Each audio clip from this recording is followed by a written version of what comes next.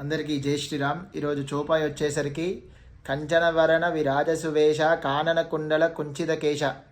చూడండి, ఇక్కడ తులసీదాస్ గారి దగ్గర నుంచి స్వామివారిని చూశారు కాబట్టి ఆయన అంత అద్భుతంగా చెప్పగలిగారు. ఎవరైతే స్వామిని హృదయంతో చూస్తారో వాళ్ళే స్వామివారి గురించి చెప్పగలుగుతారు. ఆయన స్వామివారి గురించి ఎంత అద్భుతంగా చెప్పాడు అంటే, స్వామివారు ఎలా మెరిసిపోతున్నారు అంటే బంగారం ఎలా అయితే మెరిసిపోతుందో అంతలా మెరిసిపోతున్నారంట. ఒక మన్మధుడు ఉంటేనే మనం చూడలేం, అలాంటిది 100 మంది మన్మధులు వచ్చినా కానీ స్వామివారు అందానికి సరిపోరంత, అంత అందంగా ఉన్నారంట. ఓ బంగారు కొండలాంటి శరీరం, అంత దృఢత్వంగా ఉంది అంట. అలానే ఆయన వస్తూ ఉంటే మంగళకరంగా ఉందంట. కేవలం అందం ఒకటే కాదు, మంగళకరంగా ఉందంట. మంగళకరం అంటే ఒక మంచి కిరీటము, ఒంటి మీద ఆభరణాలు, అద్భుతమైన వస్త్రం కట్టుకొని అలా స్వామివారు వస్తూ ఉంటే ఆ దారంతా కూడా మంగళకరంగా ఉంది అంట.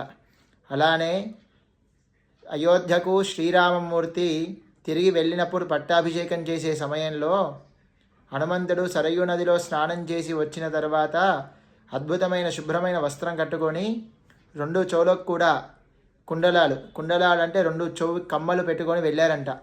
వీటి గురించి చెప్తున్నారు ఇక్కడ తులసీదాస్ గారు. జై శ్రీరామ్.